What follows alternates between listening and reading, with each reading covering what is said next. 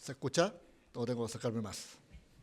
Ya. Primero pido las disculpas porque si el Claudio está enfermo, yo le gano por dos, ¿ya? Así que voy a tratar de ser lo más explícito posible con respecto a, a esta ponencia, ¿cierto?, que me ha tocado dirigir con respecto a lo que es una investigación que realizamos este año. Lo hemos cerrado hace muy poco, ¿cierto?, publicándose en una revista internacional cubana con código ISSN.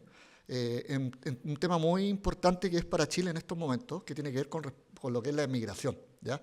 Traer un poquito la contextualización de la migración y las realidades en las cuales nosotros nos vamos a ver enfrentados en estos momentos y que, cierto, las proyecciones cada vez son mayores. De hecho, estábamos teniendo una conversación ahí con unos profesionales que son exponentes el día de hoy, desde el punto de vista de cómo eran las comparativas, y también lo han dicho en otras presentaciones, las comparativas, ¿cierto?, de la precarización que están ocurriendo a nivel Latinoamérica y también de la formalidad o informalidad que nosotros estamos desarrollando acá, ¿ya?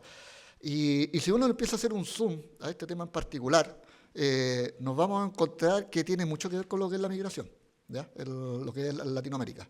Porque cuando uno empieza a hacer el zoom a las personas que son migrantes, cuáles son los niveles, ¿cierto?, y las proporciones de informalidad que están realizando en cada uno de los países, ¿cierto?, en los cuales tomaron la decisión de emigrar, la porcentualidad es extremadamente alta, ¿ya? Cuando uno saca, ¿cierto?, de ese sector y uno dice yo tengo un 25%, un 20%, como en el caso de Chile, de informalidad, y yo le hago un zoom a esa informalidad, nos vamos a encontrar con cifras que son súper alarmantes cuando estamos hablando de personas migrantes. Y si le hacemos el segundo zoom a ese tema de las personas migrantes, vamos a encontrar un tema mucho mayor y aún más preocupante, que es mayoritariamente mujeres, ¿ya? Es lo que nosotros vamos a encontrar como población inmigrante informal en trabajos precarios, ¿ya? Va a ser mujeres. Eso es lo que, una de las cosas que, ¿hacia dónde se apunta esto?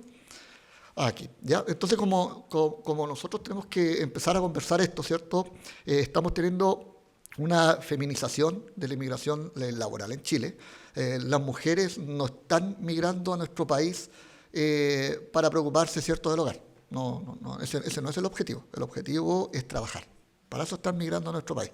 No es de turismo, no es de querer vivir acá porque tenemos bonito clima, porque no es real tampoco eso. Aquí los colegas han sufrido el maravilloso clima que tenemos nosotros, ¿cierto? De tener mucho frío, después mucho calor, pasar por varias estaciones en 4 días que llevan en nuestro país. Así que no vienen como por eso, ¿no? Lo que están viniendo los migrantes es a buscar trabajo. Eso es lo que están haciendo en su gran mayoría, ¿ya? Y uno siempre pudiese pensar que tiene que ver más con el tema del hombre, y la verdad las cosas que los datos de esta investigación nos dieron de que es por partes iguales. ¿Ya? Casi no se percibe una diferencia entre cantidad de personas migrantes, hombres o mujeres, que están viniendo a nuestro país para buscar trabajo, ¿ya? Entonces eso es lo primero. Tenemos una feminización con respecto a la migración en Chile, y de hecho también ocurre mucho eso, de que están algunas veces migrando, que también estamos cambiando un tema de concepto social, ¿cierto?, a nivel latinoamericano, en donde no necesariamente están viajando a nuestro país para trabajar a nivel de familia. Perfectamente pueden ser mujeres solas con hijos que están viniendo a buscar un mejor vivir, ¿cierto?, o un pseudo mejor vivir a nuestro país. ¿Y qué es lo que nos dice, cierto, el INE en el año 2023? Que el 49,3% de la población migrante son mujeres, ¿ya? O sea, estamos hablando de un casi 50-50, ¿ya? O sea, no estamos hablando que aquí mayoritariamente están migrando hombres, ¿ya? La torta está bastante bien repartida, ¿ya? Y de la inserción que están teniendo el sector feminizado, ¿cierto?, mayoritariamente es del doméstico, comercio, pero un comercio informal, el cuidado, ¿cierto?, de adulto mayor o de pequeños, y el tema de la agricultura, ¿ya? Entonces estamos viendo que mayoritariamente las mujeres migrantes que están llegando a nuestro país se están yendo a rubros que históricamente nosotros sabemos que son un poco más precarizados con respecto a otros rubros, ¿ya? Entonces eso también es otra alerta que nosotros vamos a tener en este tema en particular.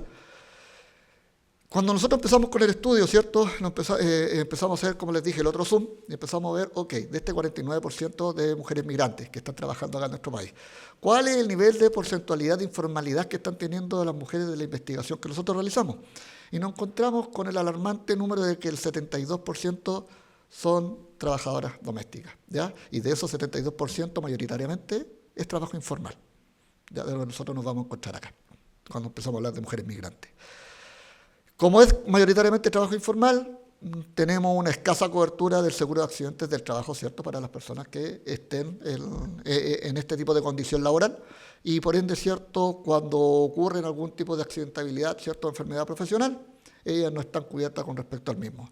Y las pocas que están de forma formal están en casi un 95%, se me olvidó ese dato, están adheridas al Instituto de Seguridad Laboral, ¿no? O sea, básicamente la torta la tiene el Instituto de Seguridad Laboral de las pocas mujeres migrantes que están trabajando en nuestro país en temas domésticos o en otro tipo de rubros. ¿Y cuál es el problema de este tipo de rubro que nosotros estamos conversando? Que la fiscalización es súper débil, ¿ya? Porque hay un tema de un concepto de espacio privado. O sea, cuando yo hago trabajo doméstico, estoy en un lugar que es de concepto privado. Por ende, esto no es llegar y golpear la puerta como en la empresa y decir yo vengo a fiscalizar y me tienen que abrir las puertas, ¿ya? Porque aquí estamos hablando ya de un concepto privado en donde primero, entre paréntesis, empleador o empleadora, vamos a tener que demostrarles como fiscalizadores si efectivamente hay alguien adentro o no que esté trabajando en estas condiciones, ¿ya? Lo cual ya se hace bastante complejo. Entonces, también nos encontramos justamente en esta investigación que hay una débil fiscalización con respecto a este tema en particular. Entonces, basándonos en esos datos de inicio, ¿cierto?, que nosotros empezamos a buscar en esta investigación, empezamos a decir, ok, pero ¿cuál va a ser el objetivo con respecto a esto? Y no es otro que analizar los principales riesgos laborales, ¿ya? Y barrer, ¿cierto?, y romper las barreras de acceso o las barreras de acceso que existen en temas de seguridad social que afectan a las mujeres migrantes en Chile, ¿ya? A eso nos focalizamos cuando nosotros ya hicimos este primer barrido. Para esto empezamos a utilizar, ¿cierto?, una metodología mixta de análisis documental más entrevista a 35 mujeres migrantes en distintas regiones de nuestro país. Hicimos un enfoque intersectorial, temas de género, de migración, de ocupación y de etnia, porque también tiene que ver con respecto a eso, porque nosotros dentro de la metodología dijimos que vamos a abordar distintos riesgos en particular, ¿ya? Y no solo nos vamos a ver desde el punto de vista de la seguridad industrial. Y para eso, ¿cierto?, nos basamos en fuentes como el INE, la Suceso, la OIT, la OIME, el CEPAL, entre otras fuentes, ¿cierto?, nacionales e internacionales que pudimos encontrar, que dígase de paso son bastante pocas las que hay en estos momentos. Cuando nosotros hablamos de materia de seguridad y salud en el trabajo, de carácter informal, de temas migrantes a nivel latinoamericano, no es que uno vaya a hacer una búsqueda científica nacional o internacional y que van a abundar los papers en los cuales nosotros vamos a encontrar esto. Y peor es aún cuando nos metemos a la parte legislativa. A nivel nacional, la búsqueda de la encuesta de la información necesaria es bastante baja, ¿no? Así que tampoco nos fue muy bien por ese sector. Entonces nosotros tuvimos que declarar, ok, ¿cuál va a ser el perfil laboral que nosotros vamos a hacer en esta investigación? ¿Ya? Teniendo ya estos datos de base, ¿cierto?, de estas investigaciones previas, y dijimos, ok, vamos a trabajar 4 sectores en particular: trabajo doméstico, el comercio informal, los servicios de salud y cuidado y la agricultura, ¿ya? Esos fueron el universo que nosotros utilizamos, ¿ya? Y para eso, ¿cierto?, tuvimos porcentajes de participación desde el punto de vista de cuántas personas irán, porcentualmente cuántas personas fueron las que participaron de estas 32 encuestas en particular. El 58% estaba enfocado a lo que era el rubro doméstico, mayoritariamente, como les dije en la introducción, el comercio informal un 22%, el servicio de salud y cuidado a menores o a mayores de edad en un 10%, y la agricultura en particular a un 7%. Ahora, en este caso del 7% es con respecto a la muestra que nosotros pudimos encontrar. Pero nosotros sabemos que por temas estadísticos, en el tema de la agricultura, la porcentualidad es mucho mayor, ¿ya? Ahí hay que hacer un alcance. O sea, no encontramos como por dónde ingresar al tema de agricultura por el tema de la rotación de personal que hay. Entonces es muy complejo encontrar a personas migrantes que quieran, primero que todo, ingresar en un estudio de estas características, ¿cierto? Porque ellos vienen ya con defectos de herencia, que se llaman, ¿ya? Que vienen de otros países en donde el que dice algo es desvinculado de forma automática. Entonces, cuando uno dice que va a trabajar en temas de estudio, sobre todo en el tema de la agricultura, mayoritariamente nos decían que no, ¿ya? Así que ese porcentaje de participación es porque no pudimos tener mucho acceso a ese rubro muy particular. Ahora, ¿qué es lo que nos dio esto? El 72% del trabajo doméstico es informal, Es lo primero que encontramos. Y más encima tenemos esta barrera de entrada que están dentro de un sector privado, ¿ya? O sea, de un espacio físico privado y que de distintos tipos de acceso. El comercio informal, ahí me faltó la coma, el 65,5% es informal de las personas que nosotros investigamos. El servicio de cuidados y de salud y de cuidado, el 48% es informal. Y el de agricultura, ¿cierto? Estas dos personas que pudimos trabajar, tres personas, el 55%, alrededor del 55% eran informales. O sea, si nos damos cuenta, los datos son terroríficos, ¿ya? O sea, mayoritariamente en el rubro que nosotros empecemos a buscar, mayoritariamente están trabajando en la informalidad, ¿ya? No tienen seguro, ¿cierto? No tienen prestaciones y por supuesto vamos a ver que tienen otros tipos de riesgos.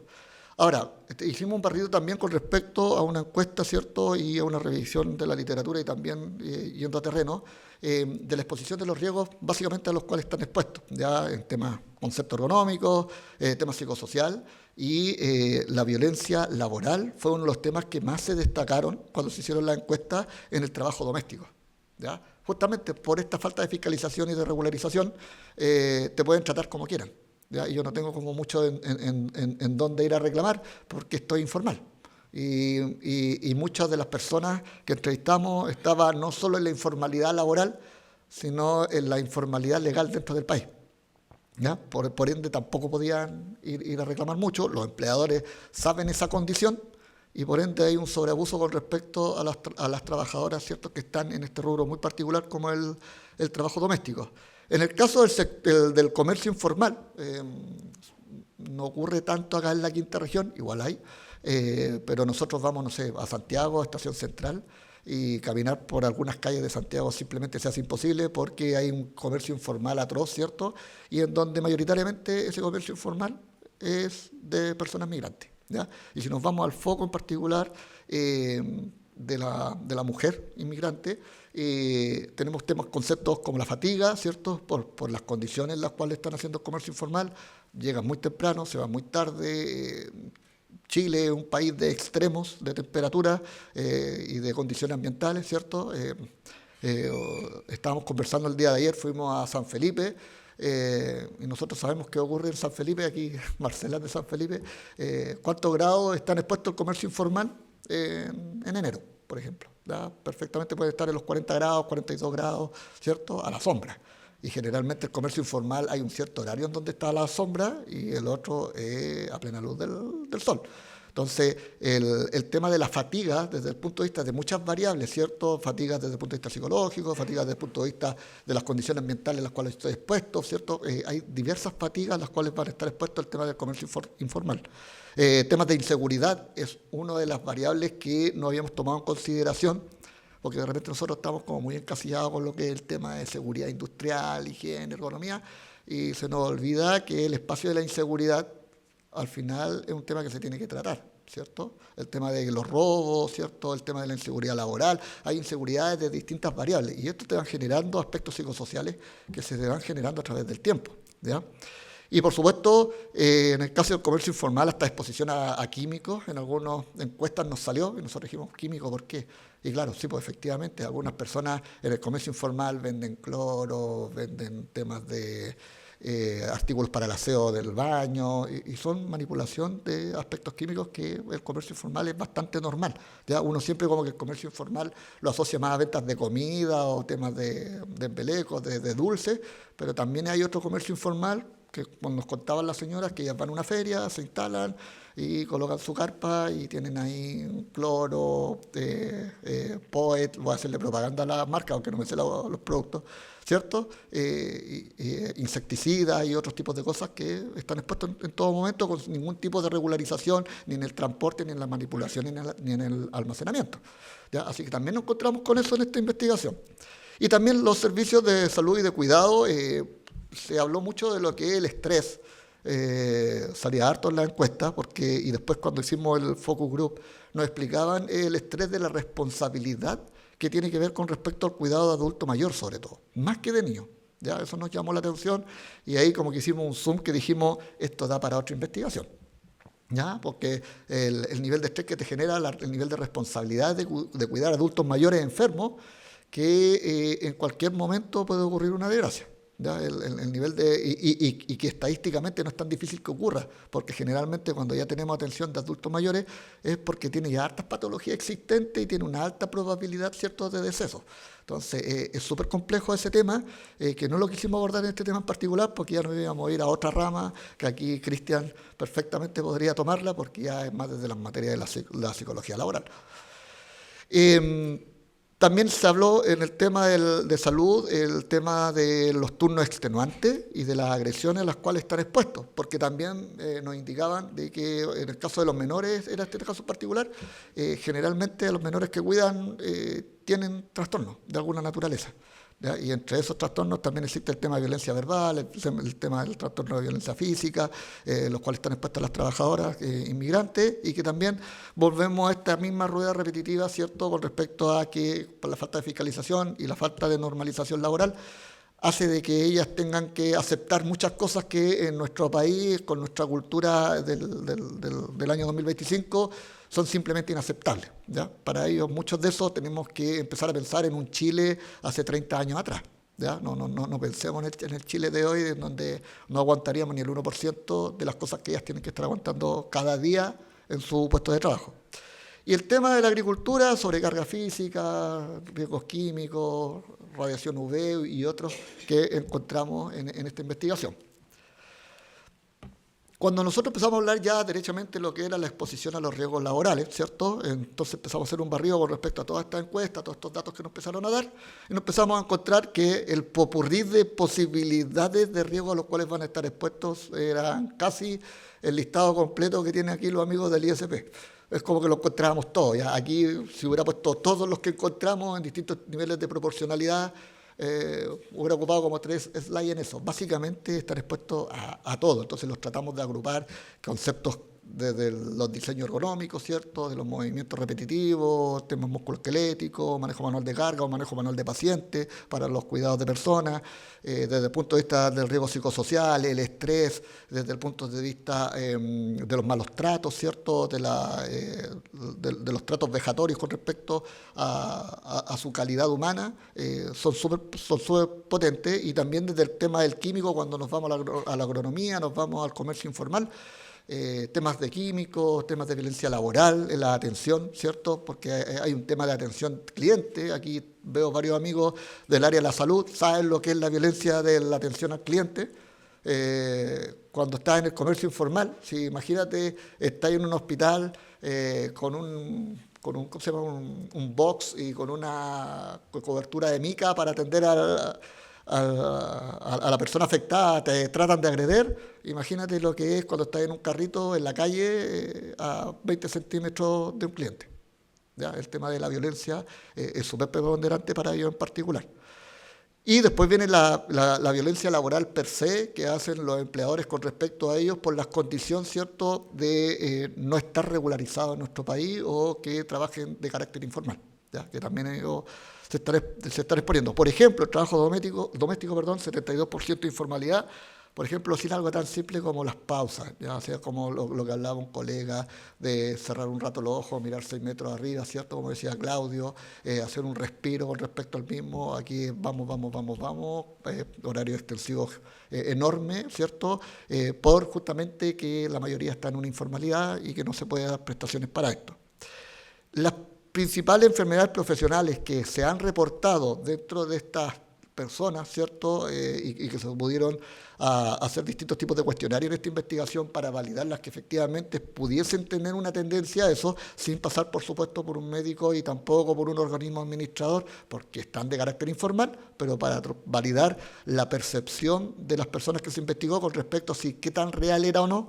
Nos encontramos que el 38% tiene temas que pueden ser perfectamente derivados por trastornos musculoesqueléticos, ¿ya?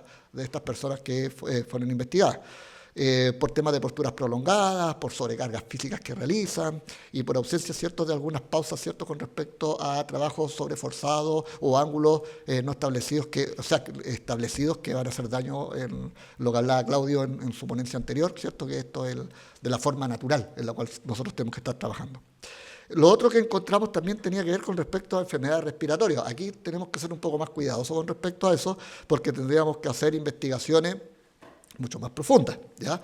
Pero sí había una relación entre las personas que nos dijeron eso, que equivalía al 25% de las personas investigadas, con respecto al puesto de trabajo que tenía que ver con el tema de la limpieza, con los agroquímicos. Entonces también habían ciertas relaciones que uno podría hacer de decir, ¿sabes qué? Puede haber una tendencia lógica en lo que está sintiendo la trabajadora con respecto a esto versus lo que realmente está ocurriendo. Así que habían ciertas tendencias que podrían ser investigadas y que hubiera una alta probabilidad que lo vamos a encontrar.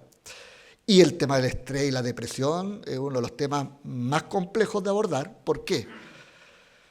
Porque tiene que ver con el hecho de que ellos viven varias inseguridades, no solo laborales. Nosotros nos tenemos que abocar desde lo laboral, pero cuando tú estás en un país que no es tu país de origen, en donde mayoritariamente no entraste de forma regular, o sea, tú ya tienes una inseguridad por defecto antes de empezar a trabajar. Lo que pasa es que le vamos sumando la inseguridad de que soy una persona que está trabajando de forma ilegal, ¿ya? Que más encima no estoy formalizado. Entonces, hay tantas variables que es difícil como poder ir separando esta complejidad. Ahí Cristian, es una de las tareas que yo necesito conversar con Cristian, cómo poder ir separando esa historia. Porque es difícil separar esa historia, porque uno no es un robot en donde de 8 a 18 trabajo acá y los problemas de acá me afectan hasta este horario y después salgo de acá y los otros problemas son aparte. No, uno es un ser humano, uno va mezclando las cosas. Entonces es bien complejo cuando hay personas de esas características que además los procesos habitacionales en donde están viviendo no son los adecuados, pueden estar viviendo perfectamente, la mayoría de ellas de hecho vivían en procesos de CITE. Todos saben lo que es un concepto de CITE, ¿cierto? ¿Sí?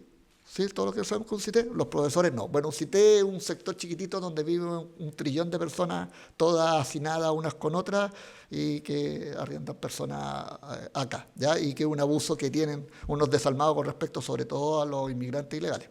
Entonces en una pieza pueden haber 8 o 10 personas viviendo tranquilamente.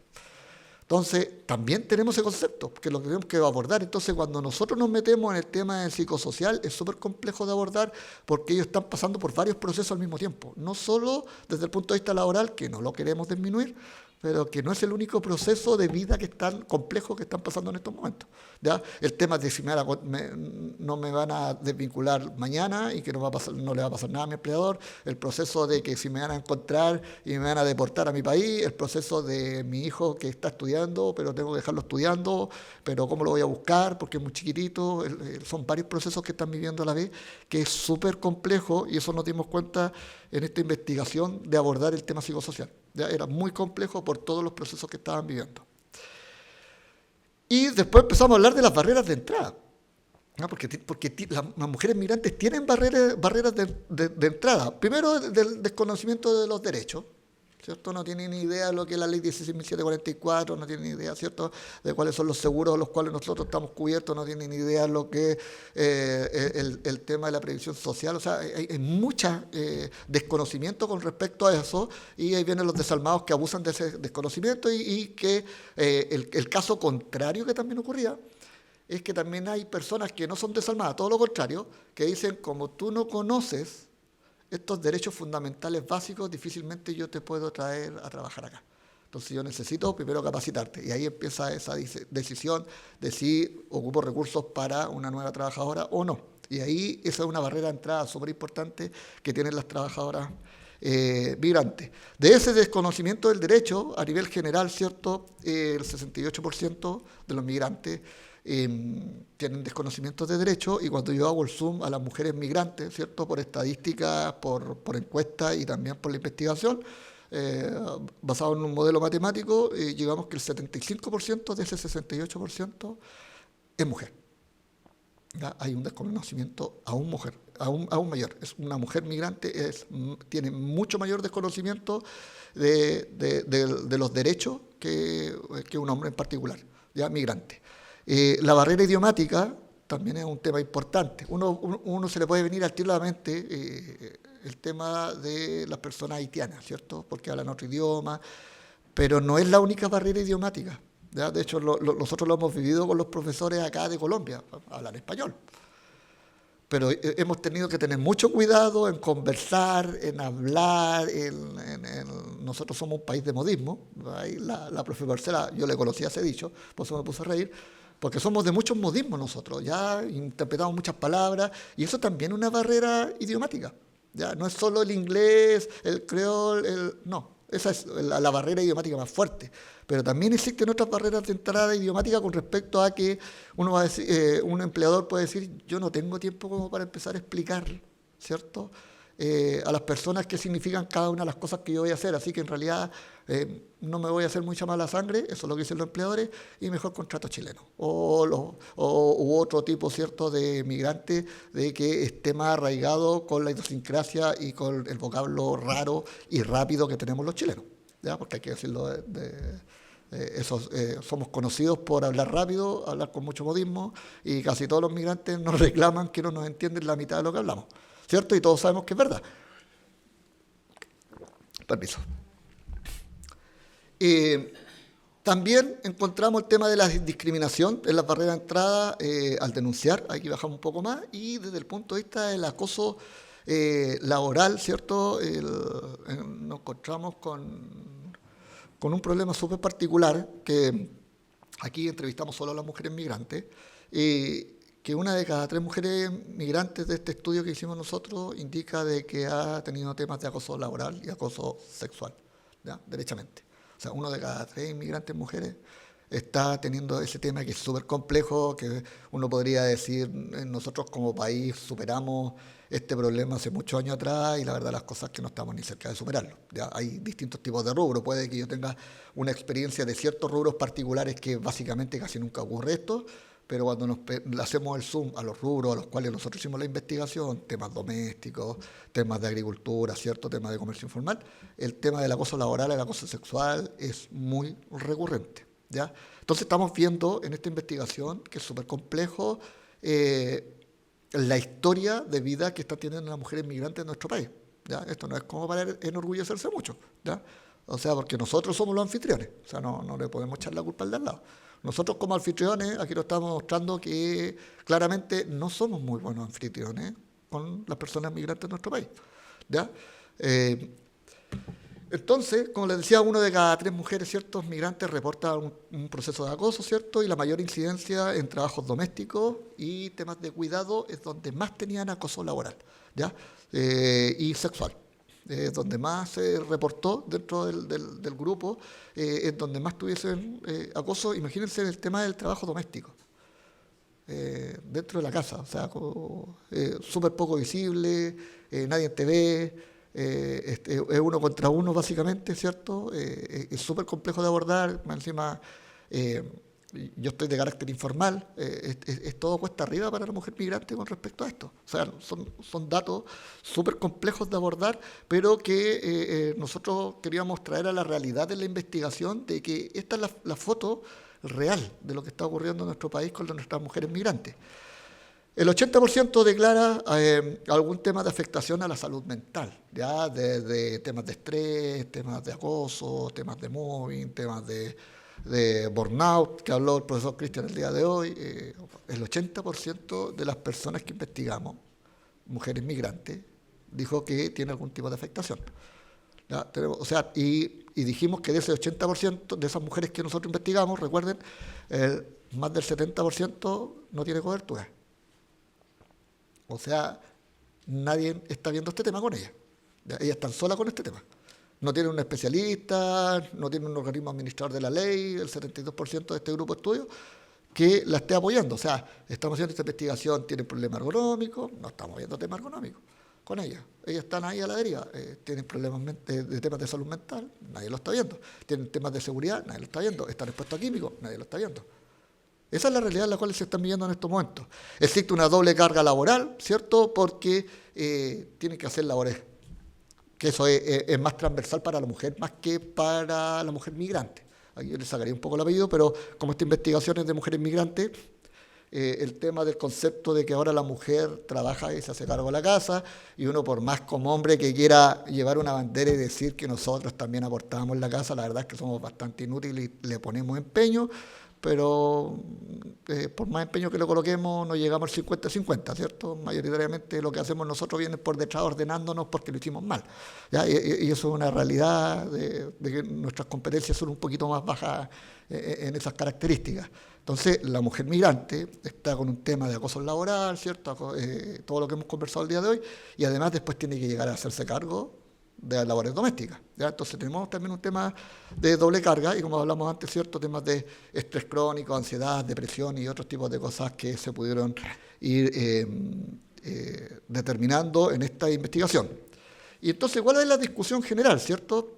O sea, la verdad, las cosas que tenemos varias discusiones dependiendo de la literatura, ¿cierto? Kraushaw en el año 91 estaba hablando del concepto de la interseccionalidad estructural, ¿cierto? En el cómo nosotros nos vamos repartiendo con respecto a la geografía de la población laboral a nivel latinoamericano. Hay alta precariedad laboral en la parte de la mujer inmigrante en nuestro país. Es una realidad, ¿cierto?, que la estadística así lo dice, la investigación así lo dice, y esta investigación en particular lo llega a corroborar de una manera un poco más cruda, y de hecho que sobrepasamos lo que dice la investigación. La investigación era más simpática, por decirlo de alguna manera, con respecto a la precarización laboral que tiene la mujer migrante en nuestro país. O sea, es mucho más complejo de lo que nosotros en un principio entendimos que nos íbamos a encontrar. Y también hay un tema de racismo estructural. ¿Ya? Existe el racismo en nuestro país hasta el día de hoy, no lo podemos negar. ¿Ya? Yo tenía un profesor en el doctorado que siempre me decía, nunca vamos a evolucionar si seguimos negando los problemas que tenemos. Y nosotros en nuestro país queremos generar una imagen que no tenemos problemas de racismo estructurales, ¿cierto?, en nuestra población. Y eso no es real. ¿Ya? No es real. No es real porque cuando llegan ciertos migrantes uno dice, no me refiero a mí, pero yo lo escuchaba 20.000 veces. Yo antes de ser docente estuve ahí con los vototos en terrenos en varios rubros en particular, y uno decía, si es de este país es bueno para este rubro, si es de este país es bueno para este otro rubro, si es bueno... Yo lo estoy estructurando. Eso se llama racismo estructural. Yo estoy diciendo, él es bueno para esto y para esto, y no hay más. Ya, este inmigrante que viene a mi país me sirve para A, B y C. Este otro para C y D. Y este otro para J y K. Y está. Yo lo estoy haciendo un racismo estructurado, porque yo lo estoy coartando. Porque al chileno yo no ando diciendo eso, ¿cierto? Yo no digo, es que el chileno promedio es bueno para A, B, C. No, trabajamos en todo. No hay ningún problema. ¿Ya? Entonces, estamos teniendo un tema de racismo estructural, y esto es acompañado porque la estructura legal en la cual nosotros estamos viviendo el día de hoy no te acompaña mucho. ¿Ya? No hay mucho seguimiento, no hay muchos programas de apoyo, los programas son bastante simples. Los programas que nosotros tenemos a nivel de país, si nosotros empezamos a ver la porcentualidad de inversión que hay con respecto a la integración del inmigrante a nuestro país, básicamente nada. ¿Ya? No tenemos básicamente nada en temas de programas. ¿Existen programas? Sí, a nivel porcentual de las inversiones de todo el capital que tenemos nosotros como país, ¿cierto? Básicamente ínfimo. ¿Ya? Entonces, creer que con la cantidad de inmigrantes que tenemos en nuestro país y con esos presupuestos tan acotados que tenemos, vamos a lograr desarrollar unas buenas estrategias como para poder integrarlo de buena manera, tampoco las tenemos. Entonces, tenemos varios temas que abordar con respecto a esto. La fiscalización, otro gran problema, es súper limitada. La informalidad es perpetua, ¿cierto? Hay exclusión, hay desprotección. Como les dije, la informalidad de las mujeres, quiero que se llene este dato, el 72% de los investigados, ¿cierto?, tiene informalidad. De ese gran porcentaje, ¿cierto?, mayoritariamente doméstico, comercio informal en su mayoría, ya que es lo que nosotros vemos el día de hoy acá. Y por ende, ¿cierto?, son trabajadoras que no cotizan ni tienen acciones a prestaciones básicas de salud. ¿Ya? Y no estamos hablando de salud laboral, prestaciones de salud, ¿ya?, que es mucho más complejo que eso. O sea, ya de por sí no están adheridas a la ley 16.744, ¿cierto?, no están cotizando, además como están en un proceso de ilegalidad en nuestro país, tienen que, yo sé que existe el carnet provisorio para que los puedan atender en los CESFAM, pero de esa cantidad de personas que están ilegales, ¿todos van al CESFAM para sacar ese carnet provisorio? No. Bueno, acá tenemos un prócer, la Suceso, que nos podría dar cátedra con respecto a eso. No va todos los inmigrantes a sacar este carnet provisorio para que puedan ser atendidos, simplemente no se atienden, ¿ya? Entonces también tenemos esa complejidad. Como les dije, barrera idiomática tenemos mucho, por ejemplo, en el caso de lo más complejo, que es el caso del mundo haitiano, el tema de la barrera idiomática con respecto a que los materiales preventivos no están adaptados para ello, derechamente, ¿ya? Los tenemos en español. Los más avanzados tienen uno que otro procedimiento en creol, pero ni el supervisor tampoco habla ese idioma, entonces tenemos una complejidad que abordar con respecto a esto. Súper deficitario estamos en esos momentos cuando hablamos de este tema en particular. Básicamente las empresas no tienen intérprete, tenéis que irte a una multinacional, a una empresa grande como para poder contar con intérpretes, ¿cierto? Para los distintos tipos de migrantes que no hablan español, ¿cierto? En particular. Y también tenemos desigualdad en el acceso a la información por lo mismo. Como no los tenemos los idiomas que ellos lo necesitan, no se dan por enterados, nos ponemos creativos dentro de lo pobres que somos y empezamos a hacer dibujitos para que puedan entender más o menos para dónde va el concepto que queremos generarle a ellos, pero la verdad las cosas que se pierden mucho de esa información. Y también tenemos algunas personas que hacen algún tipo de inversión y, no sé, agarran un procedimiento y lo mandan a traducir al creol, volviendo al tema de los haitianos, pero hasta ahí llegamos, ¿ya?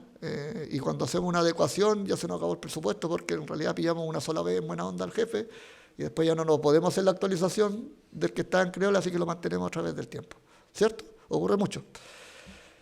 Entonces, si uno se va para afuera y tuvimos que contrastar y empezar a decir, oye, pero esto nos salió a nosotros, en temas de literatura, ¿qué ocurre? Y claro, un estudio en las Naciones Unidas, que también están dentro de las referencias bibliográficas, documenta que el 78% de las trabajadoras haitianas desconoce completamente sus derechos laborales. Completamente. No alguna parte. Completamente desconoce. ¿Por qué las trabajadoras haitianas? ¿Por qué creen que las trabajadoras haitianas? ¿Qué hizo? Porque estamos hablando ya de las Naciones Unidas. ¿Por qué creen que salió ese el tema de las trabajadoras haitianas en particular? ¿Por qué no salieron otros tipos de trabajadores de otros países? ¿A quién se le ocurre? ¿En cuántos lados del mundo se habla ese idioma? Es un idioma propio, ¿ya? Porque es una mezcla de idiomas.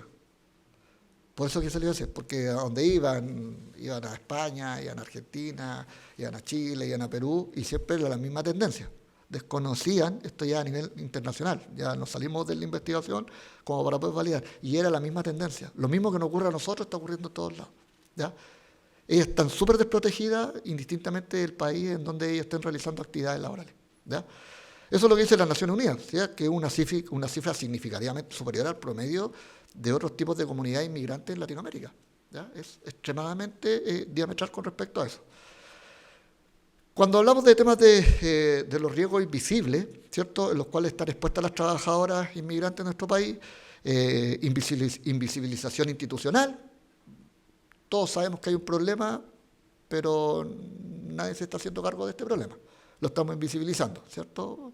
Sabemos que ocurren, a muchas y muchos de ustedes no creo que le haya llamado tanto la atención de que la gente que trabaja en el mundo doméstico generalmente está informal, ¿cierto? O sea, yo no estoy contando una historia a decirle que aquí yo descubrí algo que nadie sabe, o me equivoco. ¿Sí o no? La mayoría sabemos eso, ¿cierto? O sea, no es algo que nos llame mucho la atención. Entonces, ¿hay una invisibilidad institucional? Por supuesto que sí. Porque cuando nosotros invisibilizamos algo que sabemos que está ocurriendo, y eso tiene que ver más con los poderes legislativos, ¿cierto? Y con otras áreas que están haciendo como que este es un problema de estructura, y en realidad no es un problema de estructura, es un problema sistémico, el cual nosotros estamos viendo investigado. El temor de perder el empleo, ¿cierto? O que sean deportados. como les dije, y sin protocolo específico a rubros particulares. Acá los profesores de Colombia también, disculpen que los saque tanta colación el día de hoy, pero he aprendido harto con ellos. Por ejemplo, ellos tienen protocolo con respecto al rubro.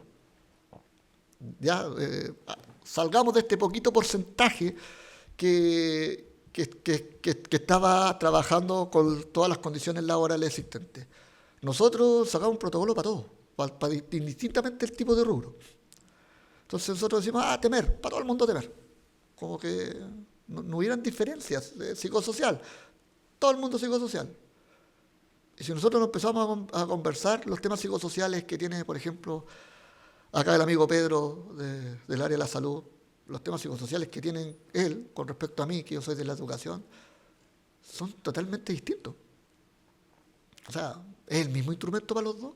Si nosotros tenemos dolores distintos, nosotros queremos que nos vean ciertos dolores y él quiere que vean otros dolores.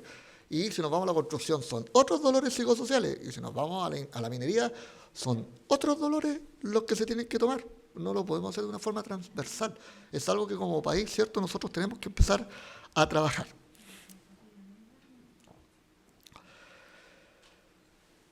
Otro concepto que apareció y que tengo que reconocer que para el equipo investigador tuvimos que estudiar un poco con respecto a esto y llamar a profesionales del área de la psicología para esto, es que apareció el concepto del estrés sostenido. ¿Ya? No es lo mismo pasar por situaciones de estrés que estar constantemente sometidos a estrés. ¿Ya? Porque las consecuencias de uno versus el otro son diametralmente distintas, como dijo Cristian. En algún momento todos estamos estresados. Es que voy a llegar atrasado a tal lado. Es que el streaming no me salió. Ya, pero son procesos cortos. Pero hay ciertos rubros que eso no es un proceso corto. Es básicamente todo el día el turno. ¿Ya? Por ejemplo, la gente de la salud. No es que la gente de urgencia un rato esté estresada. ¿Ya? Es el proceso completo, desde que entró al turno hasta que se fue del turno, porque tiene que atender constantemente, escuchar reclamos, atender, y rapidito al baño, ¿cierto? Hasta eso es un estrés. Tengo que irme rápido al baño porque tengo que volver rápido a este cuento. Y tengo que almorzar rápido porque tengo que volver rápido a atender gente. ¿Ya? Porque la cola es infinita. Entonces, el estrés sostenido es totalmente distinto dependiendo del rubro. Entonces, tampoco podemos estar trabajando en eso. Y con respecto a la investigación en particular, ¿por qué hablamos del estrés sostenido? Porque salen de un estrés y entraban en otro las mujeres migrantes. El estrés laboral y después el estrés cotidiano. ¿Ya? El estrés, como les dije, de estar indocumentado, de que me pueden deportar. Entonces ellos pasan por un proceso de estrés continuo. ¿Ya? Y eso es súper complejo de abordar. Y bueno, y la literatura nos dice que la probabilidad de que terminen enfermas es extremadamente alto. ¿Ya? Lamentablemente habría que hacer otros tipos de investigaciones y trabajos con otros tipos de profesionales para eso. Tampoco el tema de conocer el tema institucional, que o sea que la institución, la empresa donde yo trabajo, me estén reconociendo por los trabajos que yo esté realizando. Eso también lo declararon mucho en la investigación. Y por supuesto no tenían ningún tipo de apoyo psicológico las personas por sus características, que era un trabajo ilegal básicamente. ¿Ya? Las políticas públicas que nosotros tendríamos que estar haciendo, ¿cierto? Porque es lo que ocurre el día de hoy. Disculpen el tema o sea, el título que le coloca a esto, porque son políticas públicas ciegas.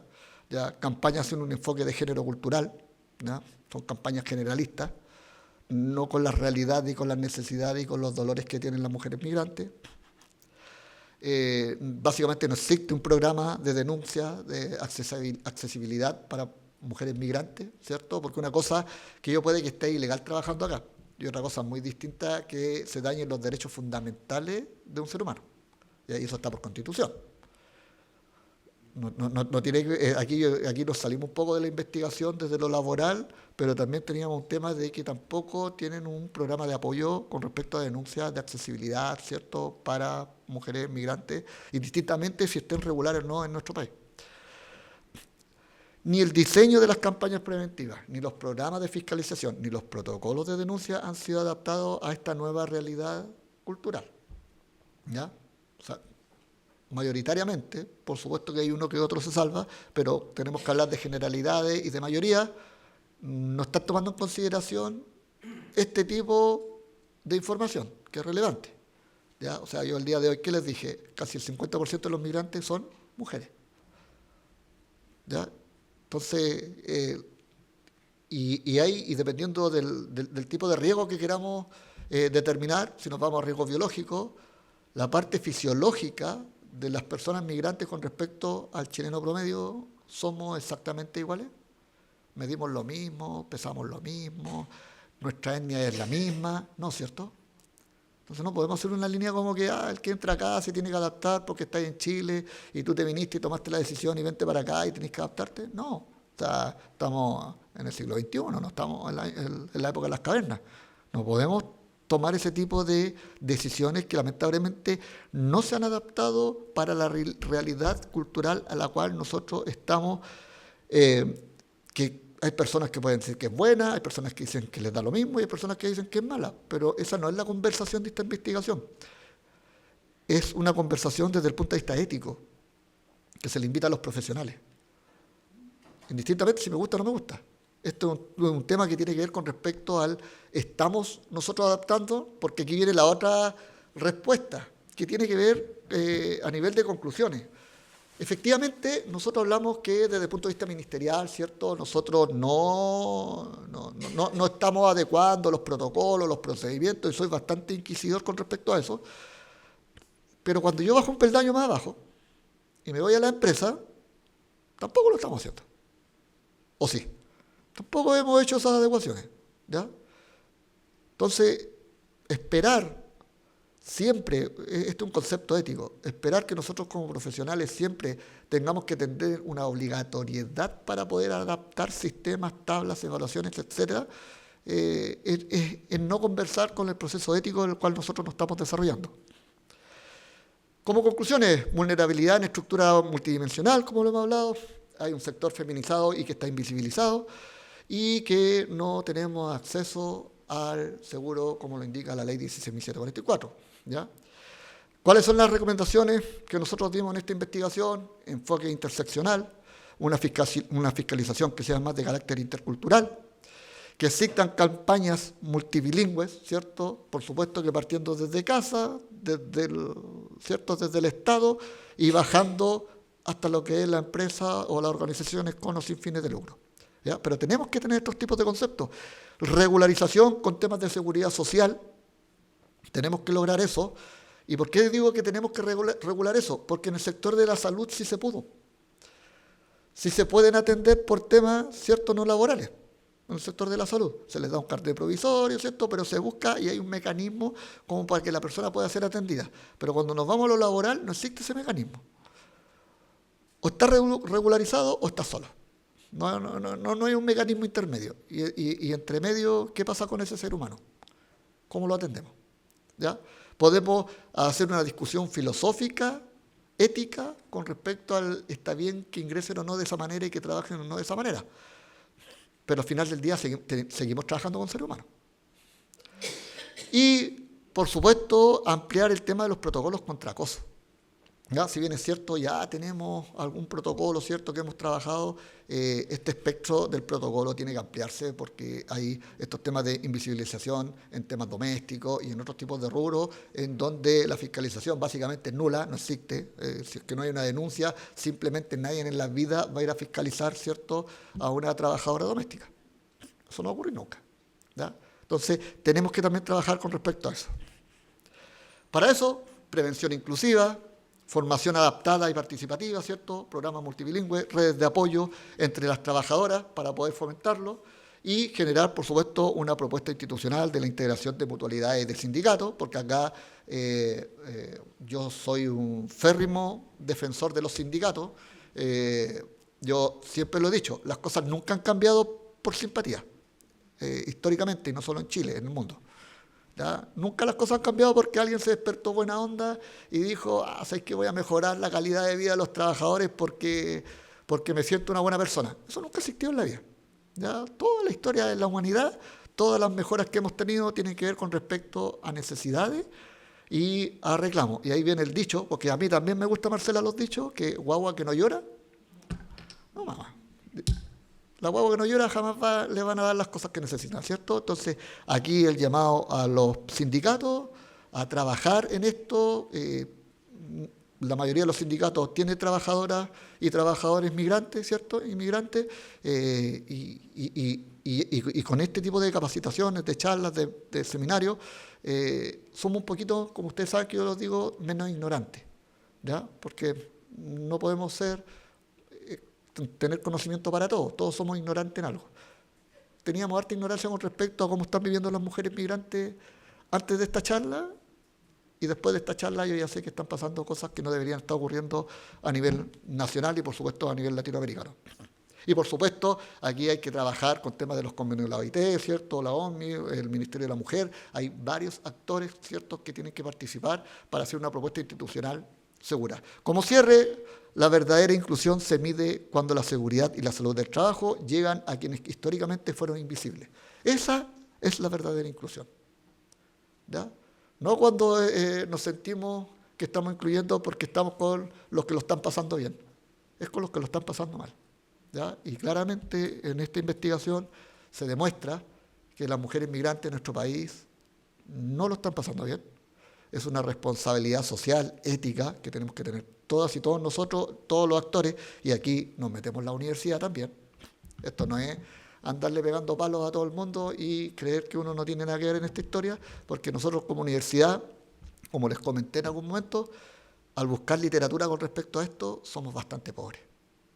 ¿Qué significa eso? Que nosotros también invisibilizamos este problema.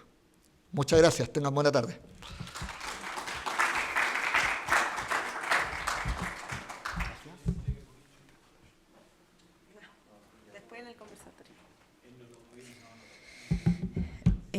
Continuamos entonces con la presentación Accidentes graves y fatales, metodología de desempeño humano y organizacional, a cargo de Boris Benavides González, jefe del Departamento de Salud Ocupacional del Instituto de Salud Pública.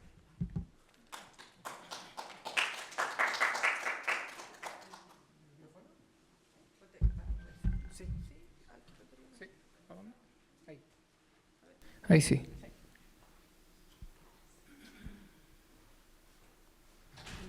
Ahí está. Perfecto. Ya. Se ve la batería que le queda un pelito. No, todavía queda un poco más.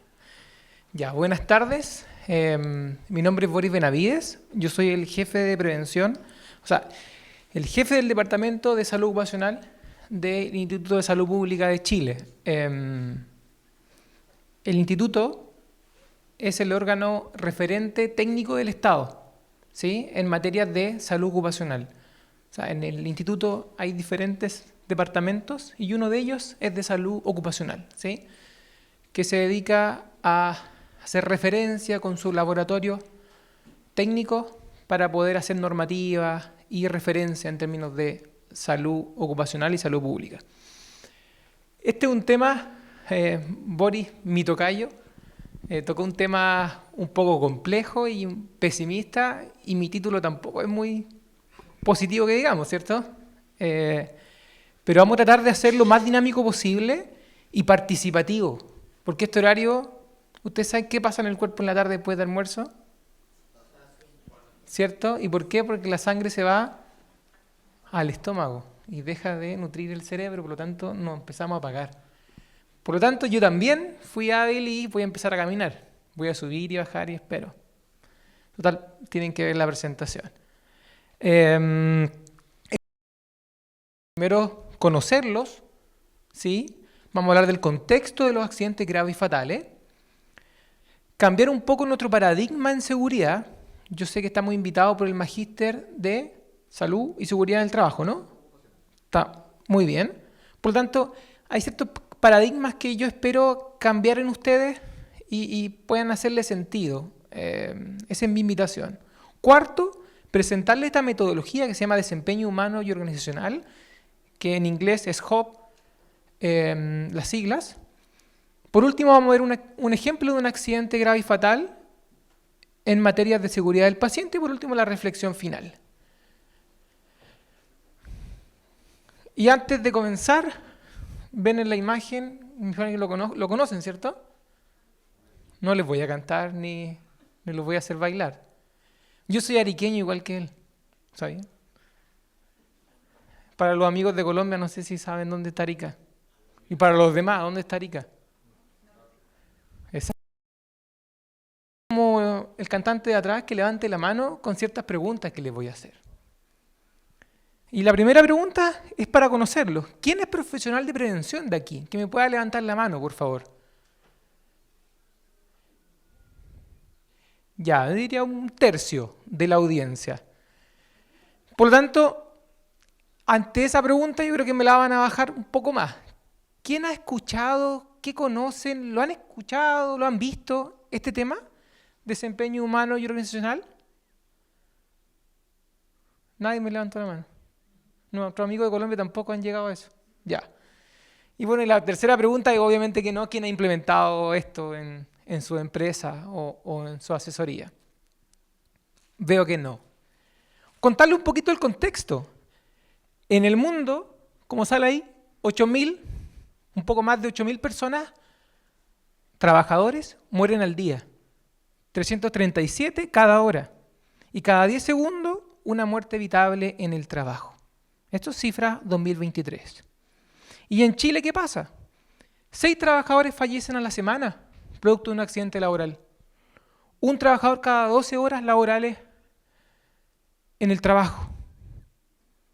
1 de cada 5 accidentes en el país, en nuestro país, se pudiese convertir en un accidente grave o fatal. Y cada 3,5 horas laborales un trabajador sufre una amputación traumática, ¿sí?, de una parte de su cuerpo. Y eso se considera en Chile un accidente grave, para que ustedes sepan. Toda amputación traumática. O sea, durante la mañana alguien sufrió una amputación traumática en el trabajo. Eso es lo fuerte que le estoy mostrando. Y cada 12 horas muere alguien en el trabajo. Miremos un poco Estados Unidos. Este es del Consejo Nacional de Seguridad. Perdonen el inglés, pero es la imagen que me la comparten. Del Consejo Nacional de Seguridad de Estados Unidos. Y ahí básicamente lo que le quiero mostrar es que lo azul son las tasas y el número de accidentes registrados en el trabajo en Estados Unidos. ¿Sí? Y si ven, va a la baja, ¿cierto? Lo azul, esto del 2002 hasta el 2022. Y lo verde, la línea verde, son los accidentes fatales. Las muertes evitables que se llaman. Y como que no concuerdan, ¿no? Como que no condicen. Por un lado bajamos la accidentabilidad, pero por otro lado la mortalidad como que no condice con la baja de accidentabilidad. Y esos son los accidentes del trabajo grave. Estos son datos compartidos por la Suceso. ¿Qué nos dice la Suceso? Es que esta es la cantidad de accidentes graves que tuvimos el año 2024, el último año. Y si se fijan, casi el 70% son por 3 causas. O sea, hoy día se accidentan gravemente en Chile por 3 principales causas. O tipología. La amputación traumática, la caída de altura y maniobras de rescate, que son las denuncias por accidente grave. ¿Sí? Ese son el tipo de denuncia. Dale no más, por favor. Y a esta quería llegar, que es el número y la tasa de mortalidad por accidentes del trabajo en Chile. También va a la baja, ¿cierto? ¿Sí? Pero lo que no podemos permitirnos es que al día de hoy 154 accidentes o 154 personas murieron el último año en Chile por accidentes del trabajo. Y déjeme contarle una peor noticia que me entrega Boris, es lo de los inmigrantes. Esta es peor. ¿Por qué? Porque al día de hoy, entre enero y junio, 6 meses, ya hay 114 accidentes fatales. Y sumando, y llegamos a 6 meses más, deberíamos tener otros 100 por lo menos, ¿sí? Entonces estaríamos superando el año pasado. Eso les quiero contar. O sea, hay un problema acá, que muchas veces no lo vemos. Solamente lo vemos en la noticia, pero no sabemos qué está pasando. Esto es como la punta del iceberg, ¿sí? Vemos los números, pero ¿sabemos bien si hay gestión en accidentes graves y fatales? ¿Estamos haciendo cosas? ¿No estamos haciendo cosas? Magíster, la universidad, La invitación es esa. Y solamente para agregar, antes que me pase, los accidentes fatales de minería. El año pasado, registrados, hubieron 12. A la fecha ya hay 11. ¿Y ustedes saben cuál fue el último? ¿Dónde fue el último? En el Teniente. Qué bueno que no se olviden, ¿sí? Porque estas cosas hay que mantenerlas en la retina, porque si no, no van a haber cambios. Dale nomás. Estos son los rubros donde muere hoy día, según tasa, donde hay mayoritariamente accidentes fatales. Y son 4 principales rubros: transporte, minería, agricultura y pesca y construcción. Son los rubros que principalmente ocurren este tipo de accidentes graves y fatales. Por lo tanto, son los rubros prioritarios donde podríamos sectorizar la seguridad y la salud ocupacional, cosa que tienen nuestros amigos de Colombia, ¿cierto? Eso es como una invitación, una discusión que tenemos hoy en día. Dale. Y si vemos los accidentes, los segregamos y los miramos un poco más, vemos que la mitad de estos 154 que ocurrieron el año pasado son con vehículo, con uso de vehículo, y la otra mitad sin uso de vehículo. Para el lado izquierdo de ustedes, pueden verlos con vehículo, ¿sí? Y podemos ver que en el tránsito terrestre, el 76% de los accidentes fatales ocurrieron eso, que son un número de 76 personas. 20% en faena, que son atropellos. O sea, dentro, al interior de una empresa, de una faena, fueron atropellados por otro vehículo. No necesariamente auto. Estoy hablando de grúa, estoy hablando de portacontenedores, tractores, etcétera, ¿sí? Y un 4% que son 3 son de transporte aéreo o marítimo. Dale nomás. Y estos son la otra mitad de accidentes fatales, pero sin participación de vehículos. Y podemos ver la segregación de la forma del accidente. Y vemos que la principal es la caída de las personas. Hoy día, principalmente en Chile, si no es con participación de vehículos, es porque se cayó en altura, ¿sí? ¿Cuándo yo considero altura física? ¿Desde qué metro? 1,8, súper. Segundo, atrapamiento, amputaciones. Y tercero, en el ranking, golpes por o contra objetos. Dale. Entonces, la invitación es con esto dar una introducción y es cambiar el paradigma, y les coloco esta definición que es la paradoja de la regulación de Hopkins. Dale nomás, por favor. Y hago la pregunta como para que partamos la reflexión. ¿Qué es para ustedes seguridad? Protección. La condición para seguir trabajando, para trabajar. ¿Qué es seguridad? Prevenir. ¿Sí? Por favor, no se queden dormidos. ¿Qué es seguridad para ustedes? Cuando yo digo seguridad, magíster en seguridad, salud ocupacional. Condiciones básicas de volver a trabajar, a la casa. Dale nomás. Clásicamente, históricamente, seguridad es estar libre de daño. Es no tener accidente. ¿Sí? Históricamente en seguridad industrial nos han enseñado eso. De hecho, ¿cómo medimos la seguridad? Con lo que le acabo de mostrar. Con indicadores, pero son indicadores negativos, ¿cierto? Yo le estoy diciendo cuántas personas matamos, cuántas personas herimos en el trabajo. De esa forma estoy midiendo la seguridad. Eso históricamente lo hemos hecho. Hoy día los prevencionistas en la empresa, ¿cómo lo miden? ¿Cómo lo evalúan? Con el número de accidentes.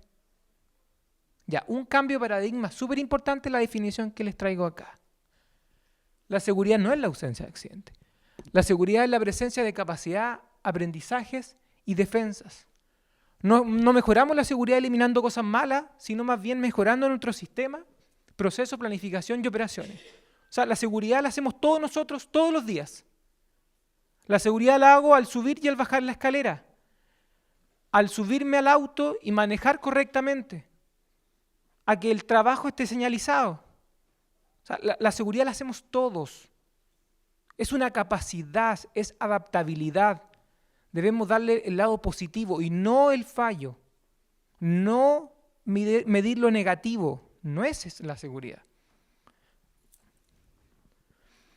Y esto, sí, dale nomás. Hasta el último, hasta ahí, ya. Gracias.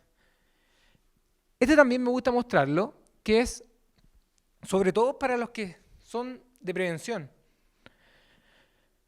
Ustedes saben que, ¿desde cuándo es la ley 16744? 1968. Ustedes saben que Frank Beard, ¿conocen a Frank Beard, cierto? El famoso del de la pirámide, ¿sí? Todos aprendimos de la pirámide. Frank Beard vino entre el 68 y el 70, justo cuando estábamos formando esta ley, la mutualidad, etcétera, etcétera. Déjenme decirle que hasta el día de hoy, muchos de nosotros trabajamos con las teorías de Frank Beard, Taylor y Heinrich. Esas teorías tienen 100 años, un poquito menos, un poquito más. Y seguimos haciendo seguridad con eso. Ojo, no cuestionamos nada. ¿Ya han cambiado las cosas hace 100 años? ¿Había IA hace 100 años atrás? ¿Había internet, computación, celular? Entonces, han cambiado las cosas. Hay inmigrantes, como decía Boris, que los invisibilizamos y están con nosotros. Son parte de nosotros. Entonces, cambiaron las condiciones. Déjenme contarles que hubo una tendencia en el mundo. En 1965 hablábamos de seguridad psicológica. En 1984, organizaciones de alta confiabilidad por Perrow. En 1990, nuestro amigo Reason, ¿sí? Con el error humano. Bradley, la curva de Bradley, ¿la han escuchado de cultura? Jen Rasmussen, que ellos hablaban de cultura basada en el comportamiento. ¿Le enseñaron eso? Que viene como del conductismo, el acto inseguro. Usted se está portando mal, le digo que oye, corrige, no tienes que hacer eso. Esa tendencia sigue hasta el día de hoy. Ojo, no la estoy criticando, pero tiene una fecha de vencimiento. Eso es lo que trato de transmitir. Sirve para adelgazar la tasa de accidentes, pero para prevenir accidentes graves y fatales necesitamos otras cosas. Esa es la invitación. Y el 2006 y el 2009, Holnager habla de la ingeniería de resiliencia. Y el Departamento de Ingeniería de Estados Unidos empieza el concepto de desempeño humano y organizacional, lo que yo les traigo a colación y que es mi presentación base.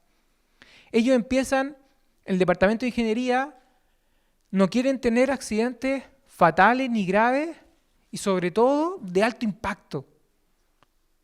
No quieren que quede la escoba en una planta nuclear en Estados Unidos. Entonces empezaron a estudiar el comportamiento, teoría, neurociencia del ser humano y sacaron los 5 principios del desempeño humano y organizacional, que son la base de lo que les voy a conversar.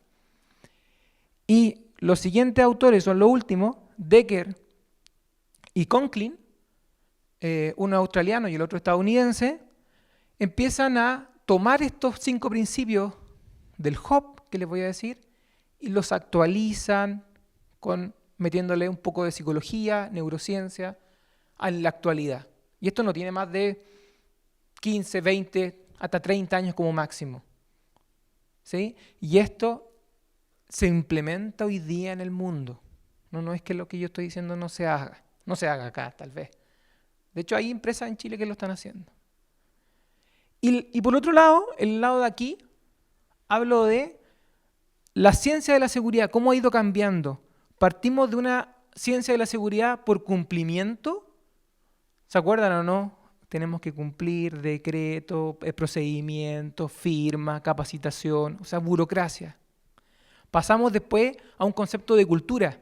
De hecho, actualmente estamos trabajando en cultura de seguridad, clima, y hoy día de resiliencia organizativa, organizacional, que viene de la mano con la nueva seguridad, con la nueva mirada de la seguridad.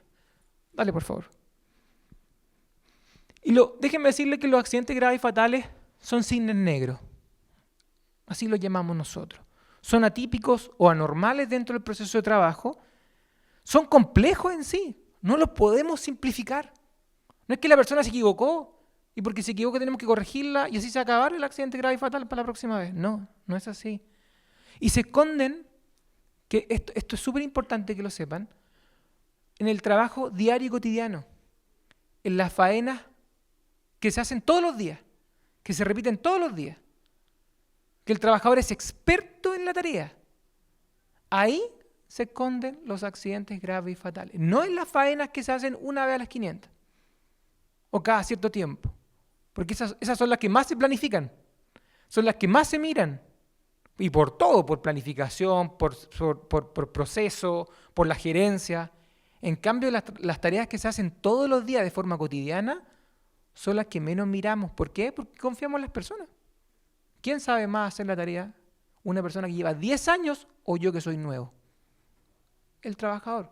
Son los expertos. Dalma.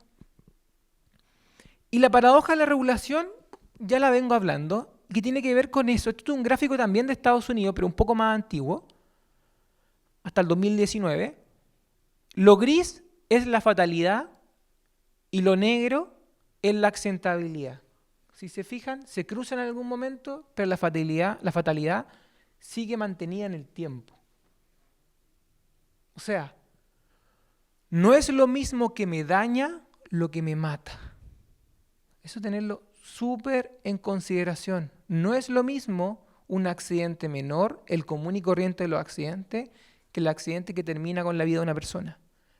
No es lo mismo. Dale nomás. Mejorar la tasa de accidentabilidad o frecuencia no garantiza en modo alguno la prevención de accidentes más graves. Esa es la conclusión de esto. ¿Sí? Lo dice ICSI, el Instituto de Cultura y Seguridad de Francia. Vale. ¿Se acuerdan de este accidente? Golfo de México. Hay una película que actúa nuestro amigo Mark Wahlberg. No sé muy bien el apellido. Sí, está en Netflix, búsquenla, vean la película, porque tiene que ver con lo que estoy hablando. Esta estructura petrolífera llevaba 7 años sin accidentes con lesión. ¿Y qué hacemos en Chile cuando hay 7 años sin lesión? ¿Qué le damos a la empresa? Un premio. O al gerente. Y le damos un premio, nos sacamos fotos. Júntense aquí, vamos a entregar el premio, le vamos a sacar una foto, ¿cierto? Y lo publicamos en nuestras redes sociales. No voy a decir nada porque después de 7 años, o sea, ese día del accidente, un poquito antes, había viajado en helicóptero, gerente, dueño de la empresa, del holding, bla, bla, con el galvano, todo lo que le acabo de decir, lo hicieron. Horas después, perforación, el gas sube y hay una explosión increíble. Mata a 11 personas. Y el daño ambiental por el petróleo duró 97 días. Un poquito más, un poquito menos. 97 días de daño irreparable, ustedes lo saben. Dale nomás. Por lo tanto, la paradoja de la regulación es que tenemos dos formas de mirar la seguridad. Una, la seguridad personal, que es la famosa y conocida tasa de accidentes, que va a la baja en Chile y en diferentes partes del mundo, ¿cierto? Pero debemos mirar de otra forma los accidentes graves y fatales, con la seguridad de procesos, ¿sí? Que tiene que ver con la continuidad operacional, con el sistema. Es distinta, no podemos medir las dos formas iguales. Porque no son iguales. ¿Han visto esa tasa, esa propaganda o campaña de accidentes cero? ¿Sí? Hoy día damos 0 accidentes. Entre comillas, es contraproducente con lo que le estoy diciendo. Los accidentes van a seguir ocurriendo. Y es normal que ocurran. Lo que no es normal, lo que deberíamos atajar, son los accidentes graves y fatales. Y tienen distinto tratamiento. Eso es lo que quiero transmitir. El tratamiento es distinto que el accidente normal y común. Vale, por favor.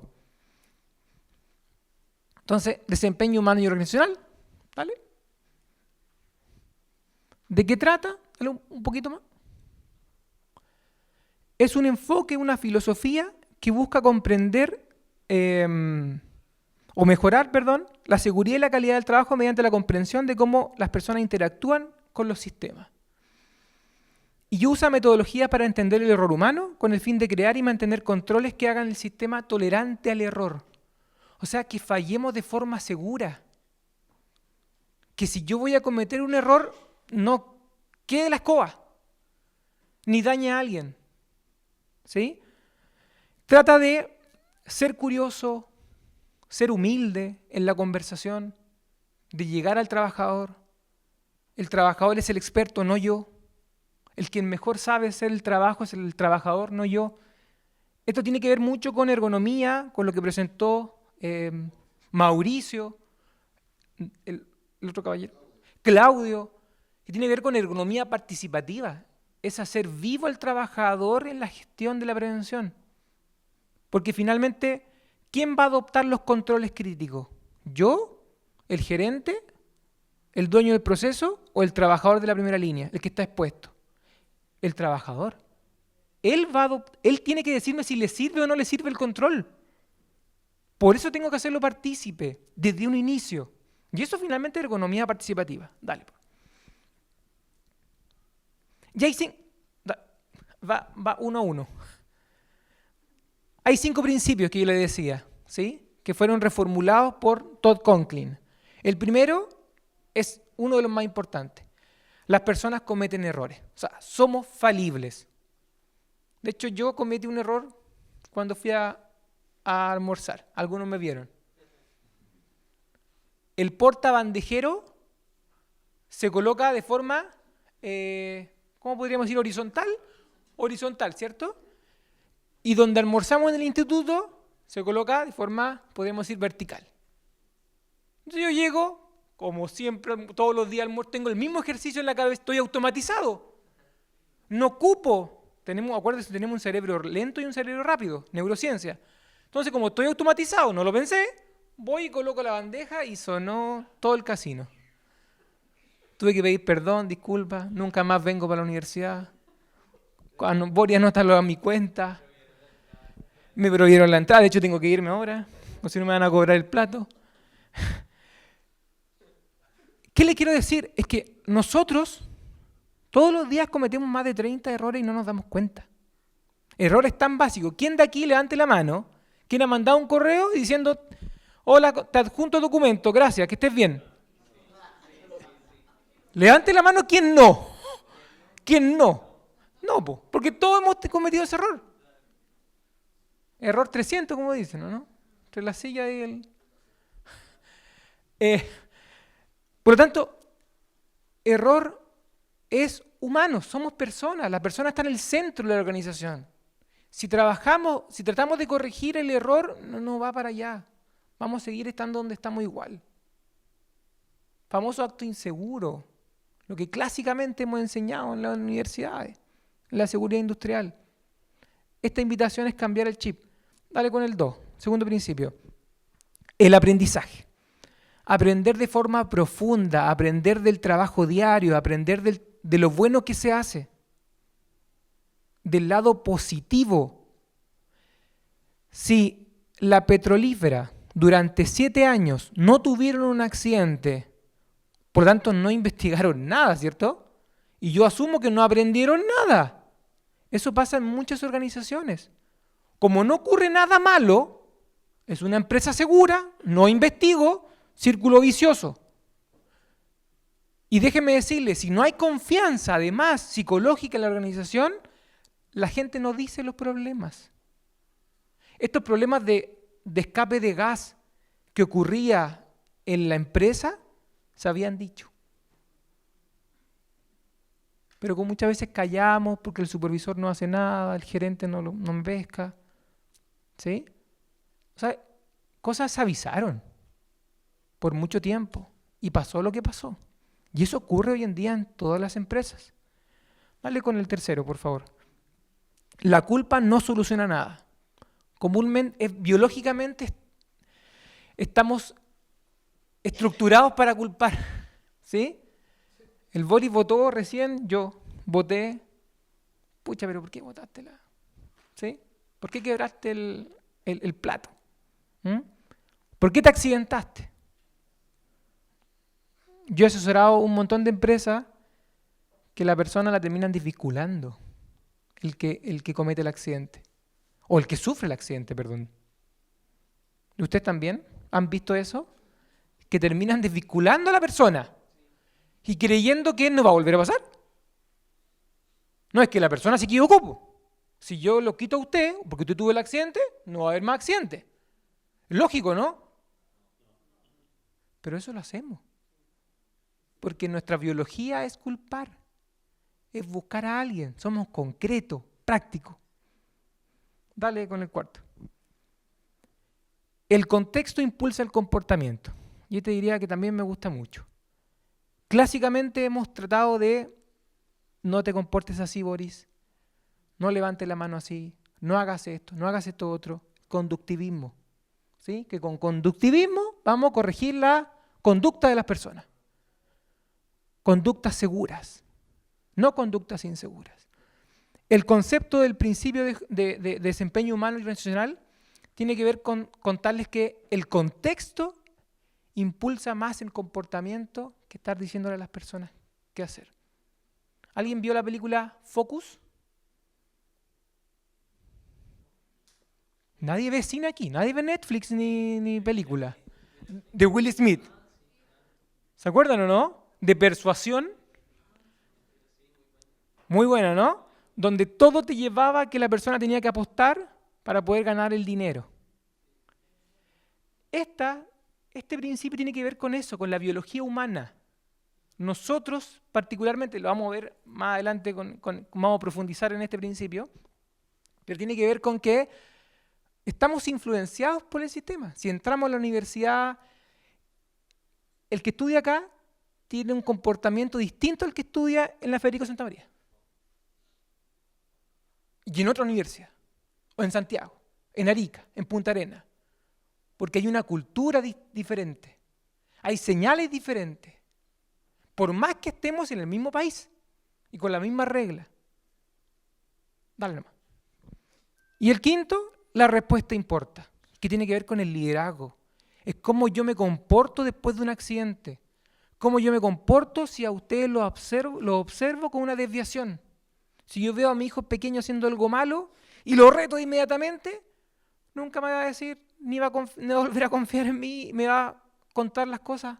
Papá, ¿sabes qué? Me pasa esto. Si yo como reacciono negativamente, violentamente, agresivamente, con injusticia organizacional. Dale, por favor. ¿Qué sectores aplican esta filosofía? Chevron, seguridad del paciente, la aviación, la empresa nuclear. O sea, si se fijan, industrias que no pueden tolerar un accidente, porque llega a ocurrir un accidente ahí, se cae un avión. Y todos los que estamos acá, vamos en el avión. ¿Sí? Entonces, es fuerte, es heavy, socialmente, para la empresa, para la sociedad, para las personas, para la familia, etc. Entonces, todas estas empresas se dieron cuenta que el desempeño organizacional es fundamental, aplicarlo. Y lo aplican hoy en día en el mundo. ¿Sí? Esto no quiere decir que cualquier empresa en Chile no podría aplicarlo. Es replicable dentro de su medida, dentro de su contexto, tamaño, se puede. Dale. Ahí. Hasta la NASA lo aplica. Solamente un ejemplo para que lo vean. La misma NASA aplica HOP. Para el lanzamiento, antes de lanzar un cohete, hacen todos estos pasos. Paso 1, identificar tareas, equipos de aprendizaje, tareas críticas, análisis de la tarea, describir el contexto, identificar posibles errores catastróficos, identificar trampas del error y desarrollo y verificación de estrategias de gestión de procesos. Este documento está online, lo pueden sacar desde Google. Ustedes colocan la guía for Human Error Analysis, perdonen mi inglés, y lo pueden descargar. Está disponible. Dale.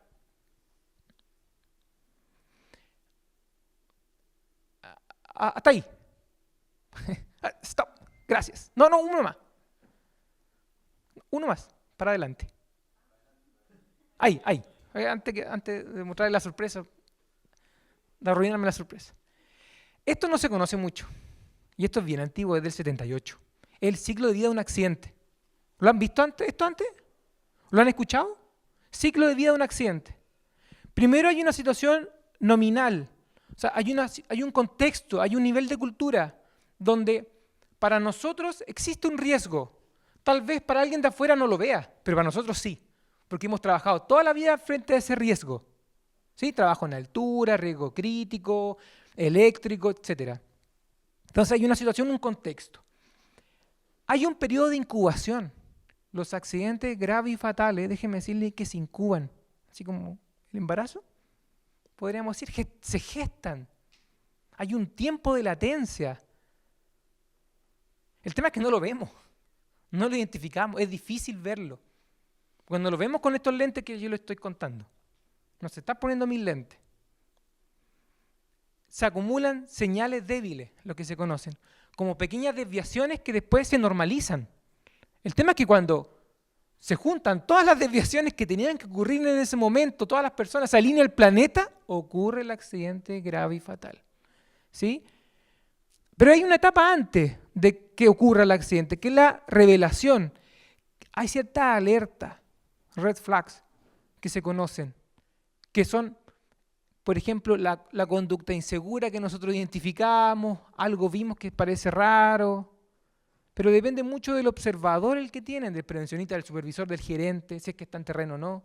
Entonces, no siempre se revela o no siempre es observable. La cuarta etapa ya es el accidente en sí. Hay una etapa de recuperación donde aparece el liderazgo, ¿cierto? Y por último, el reajuste cultural, donde está la resiliencia. ¿Qué aprendimos? ¿Cómo miramos hacia adelante? ¿Cómo nos recuperamos? ¿Cómo trabajamos para que no vuelva a ocurrir? ¿Y dónde aparece Job? Dale nomás, por favor. Ahí. La metodología Job, para materializarla, para hacer la carne, aparece ahí, en esta etapa de incubación. Me permite entender, identificar estas desviaciones que no son normales, ¿sí? Que no son normales y que pueden llevar a un accidente mayor. Dale más. Entonces, conozcamos los principios, vamos al detalle. Dale. Primer principio, las personas cometen errores, ¿sí? Y el error se define como una desviación no intencional de un resultado esperado. Y hasta los mejores cometemos equivocaciones. Son normales, suceden todo el tiempo y debemos encontrar formas o controles para fallar de forma segura. Antes que me des el pase, ¿quién es el mejor jugador de la historia del fútbol? Acá hay un chico que es joven, más joven que todos nosotros. ¿Ah? Alguien que es de la frontera para el lado. Pero es más joven. Yo soy de la generación de Messi, no puedo decir Maradona. Pero antes que me di el pase al video, hasta el mejor jugador del mundo y de la historia, y tú me vas a decir, no es la historia, pero bueno.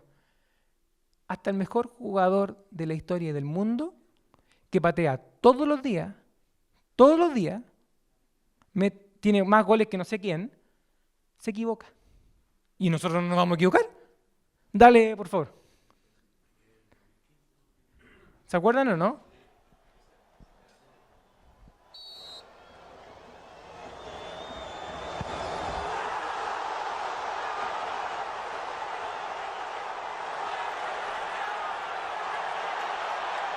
Eso era Estados Unidos. Eso es 2016. ¿Qué quiero mostrar con esto? Dale nomás. Cámbiala nomás. Si no, vamos a estar celebrando. Vamos a recordar ese momento.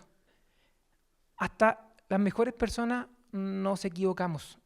Por lo tanto, culpar a una persona porque se equivocó en el trabajo, como que no va, ¿no? ¿Qué saco con corregirla? ¿Con castigarla? ¿Qué saco con castigar a Messi si es el mejor jugador de la historia? No saco nada. El problema de estar equivocado es que antes de que te des cuenta te sientes exactamente como si estuvieras en lo cierto. Parece trabalengua.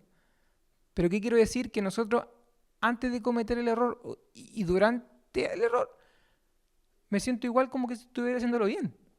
No me di cuenta, por algo cometí el error. Dale.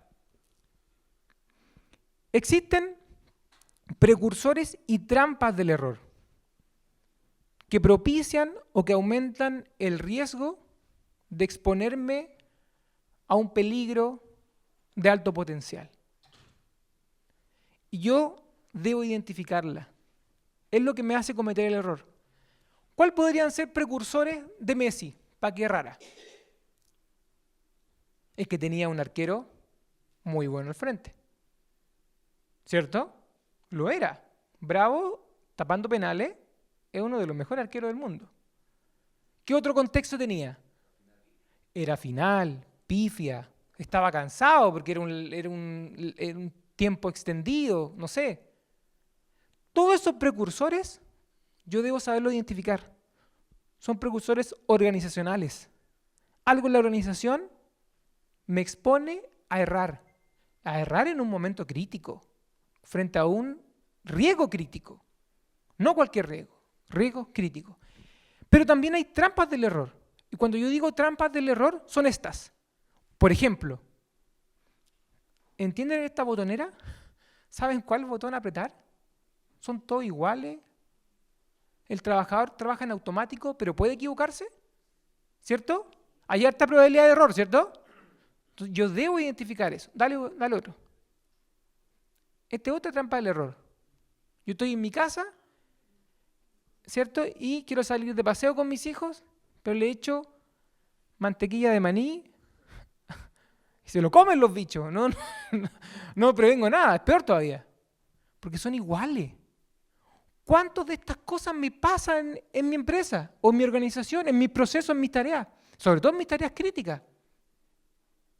Donde yo veo un tablero y todos los botones son iguales. ¿Quién ha viajado en avión últimamente? Ustedes. ¿Sí? Cuando van a subirse en la manga al avión y hay un tipo que está, o sea, no un tipo, pero una máquina que es el que acerca la manga a la puerta del avión. ¿Nadie ha fijado el tablero que tiene? Como que todos los botones son iguales. Son azules con un recuadrito negro. Alguien que no entienda muy bien o que es nuevo va a tender al error. Y alguien que también tenga mucho tiempo ahí, también se va a confiar, la autocomplacencia. Porque el tablero es igual, todo es igual. Y hay muchos botones. ¿Te fijas? Entonces, el cerebro humano trabaja de forma distinta. Para ahorrar, automatiza. Trabaja sin pensar. Dale. Entonces, el error humano es un síntoma de una enfermedad. Dale. Entonces, en la punta del iceberg está el error y debajo tenemos las causas del error.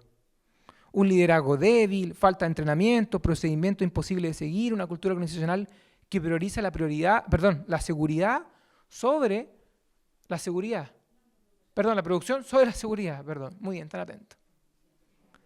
Dale, por favor. Espera, hasta ahí. Anda avanzando cuando yo te diga.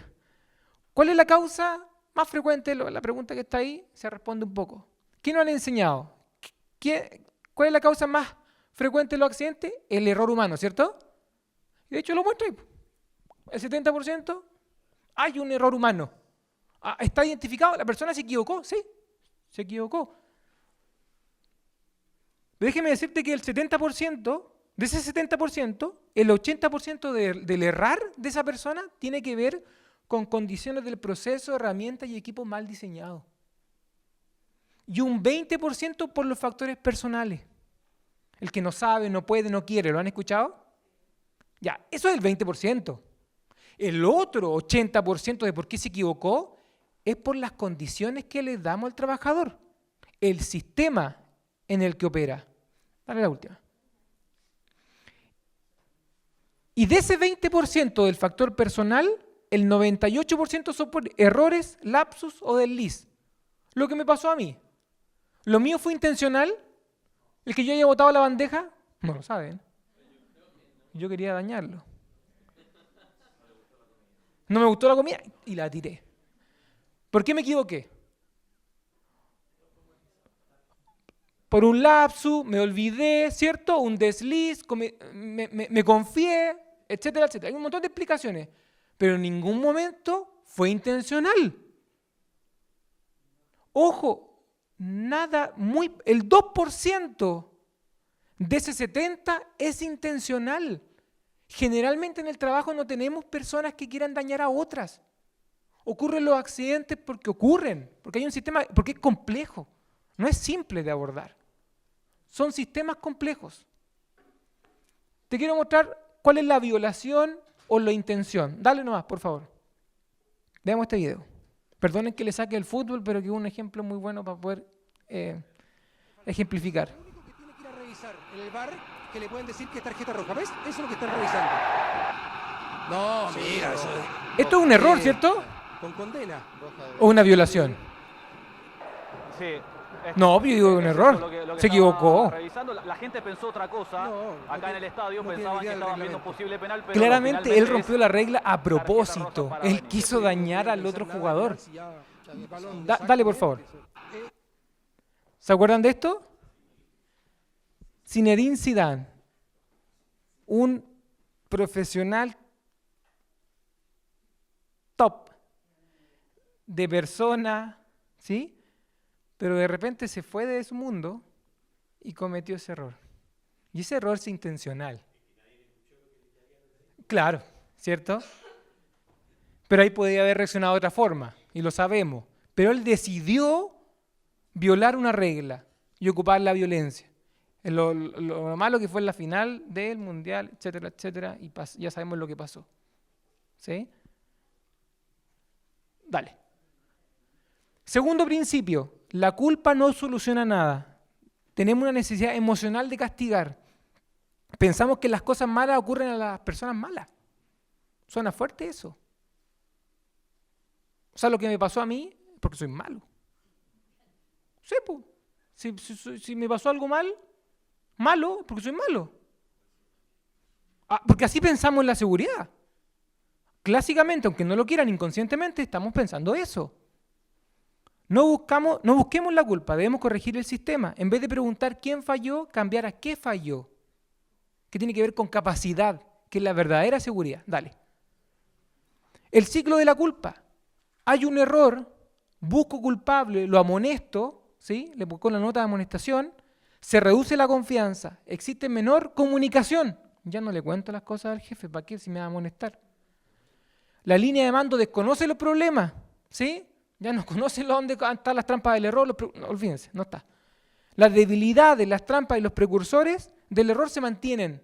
Se incuba el accidente. Se forma el accidente. Y finalmente vuelve el ciclo y ocurre un accidente. Dale. Entonces, otra vez el iceberg. Solo 4% de los problemas son conocidos por la gerencia, 9% por los subgerentes de jefaturas del área, 74% por los supervisores y 100% por los trabajadores de primera línea. ¿A dónde tengo que ir a hacer seguridad? Si yo estoy en mi escritorio como prevencionista, haciendo todo ahí, y mi matriz de riesgo, ¿cierto? Mi planificación. Nosotros tenemos la matriz de riesgo. Dale. Tercer principio, el aprendizaje es vital. Debemos generar un aprendizaje no solamente reactivo, sino que proactivo. Aprender del trabajo diario y exitoso. Y finalmente los trabajadores son los expertos, no son el problema, son la solución. Dale. Trabajo real versus trabajo planificado. Ya demostraste la imagen, dale no. Así como lo planificamos, hoy día vamos a hacer esto, vamos a movilizar esta cantidad de carga, ¿sí? Y va a salir todo bien y se va a ir el barco. Pero sabemos que la realidad es otra cosa.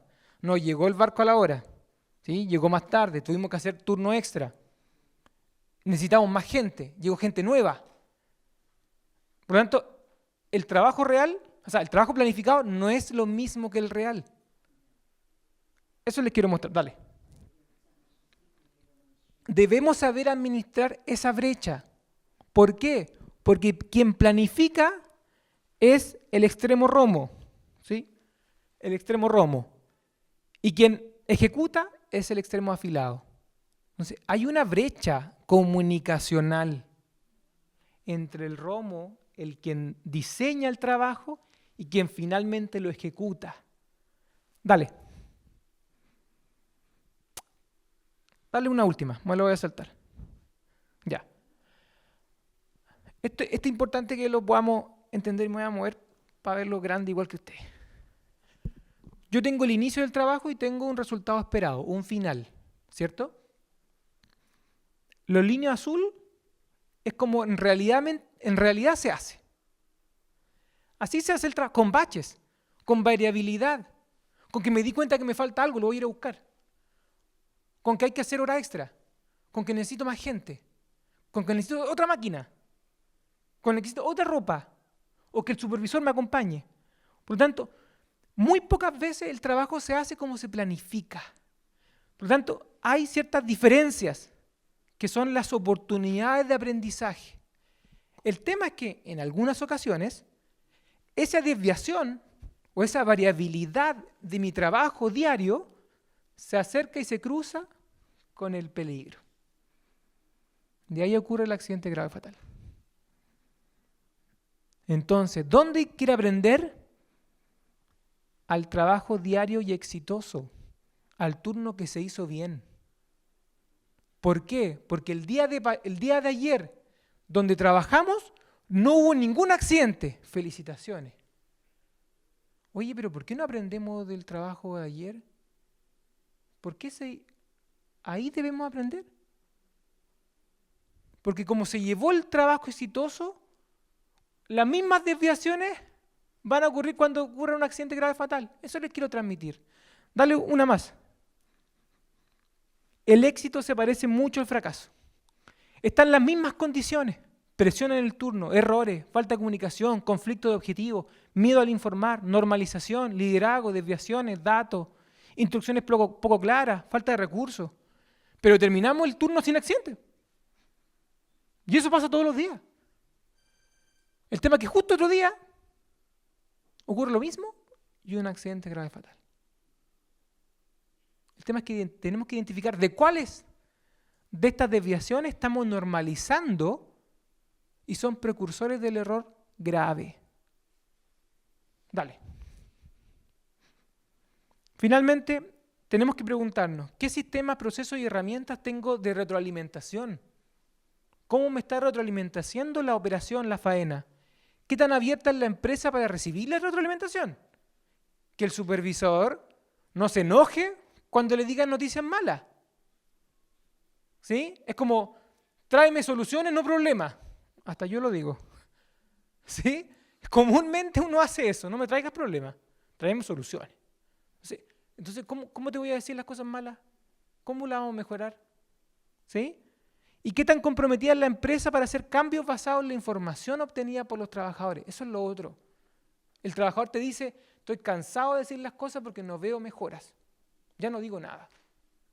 Hace mucho tiempo que no me mejora la horquilla, el cinturón, el asiento. ¿Para qué voy a estar diciendo que está malo si no me lo mejoran? Dale.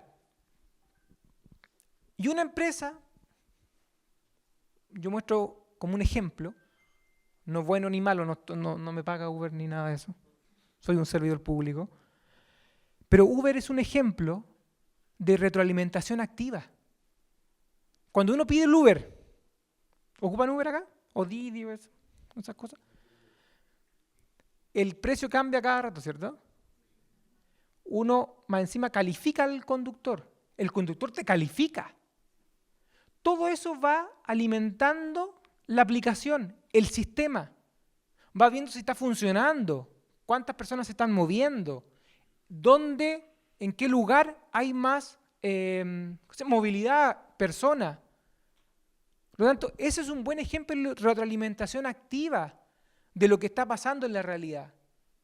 deberíamos tener ese tipo de retroalimentación en las faenas críticas, en las faenas con alto riesgo. Dale.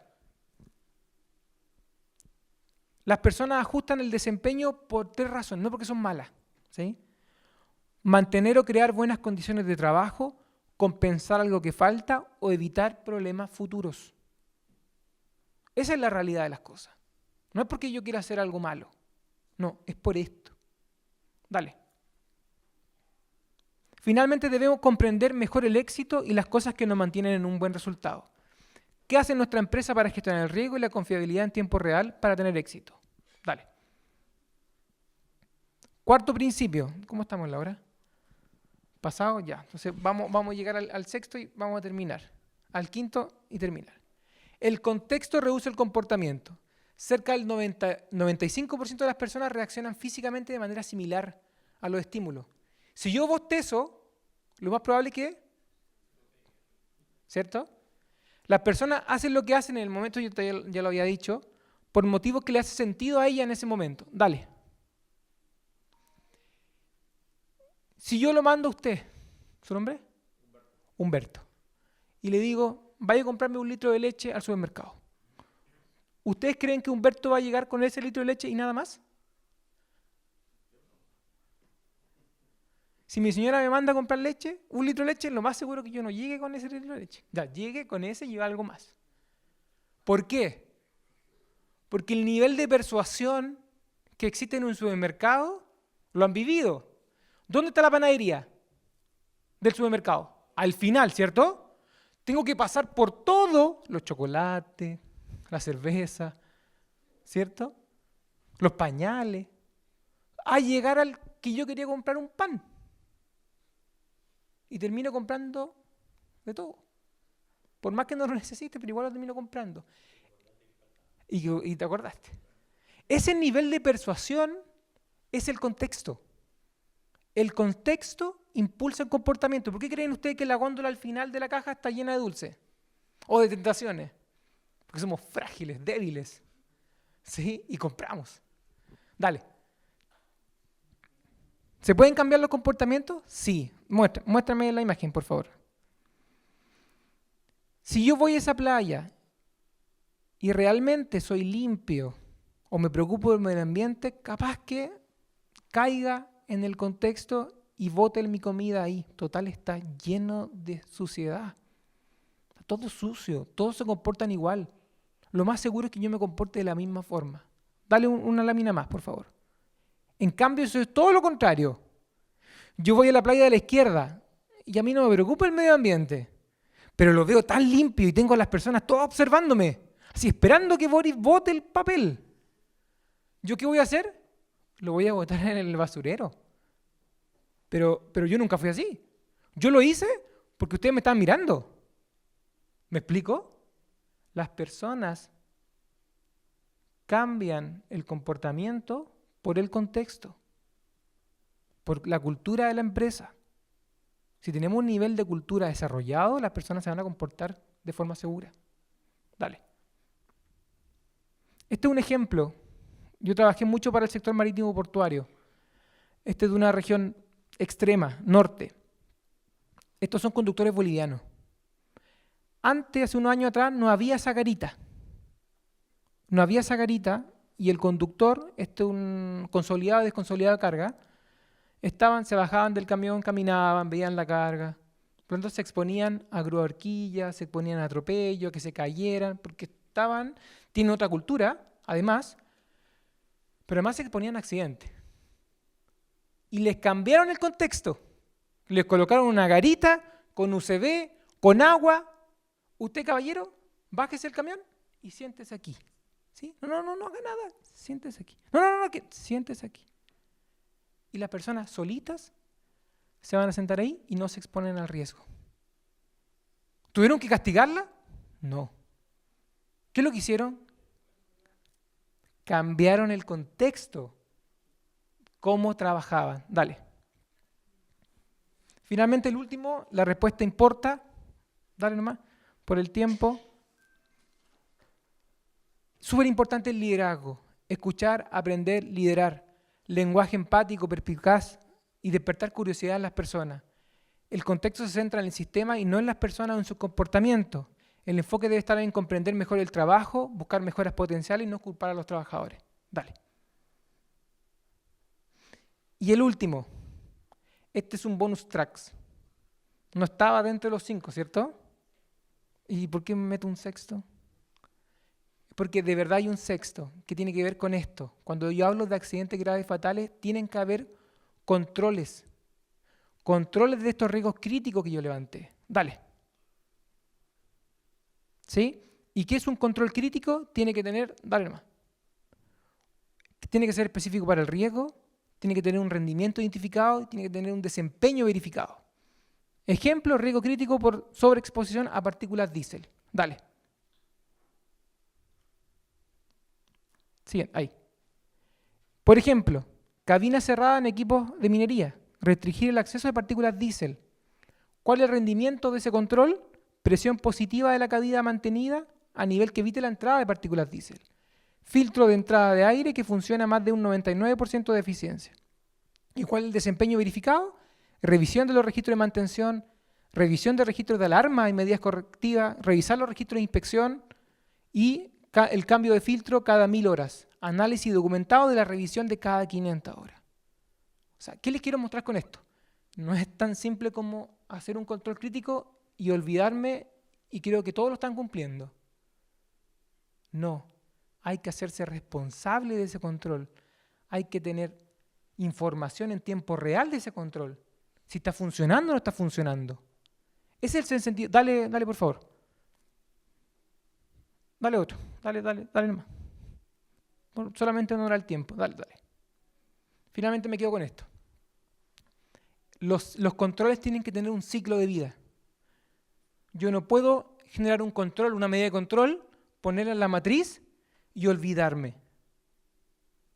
La invitación final es: planifico el proceso, identifico precursor y trampa del error, identifico controles, selecciono los controles, defino rendimiento e informe, asigno responsabilidad.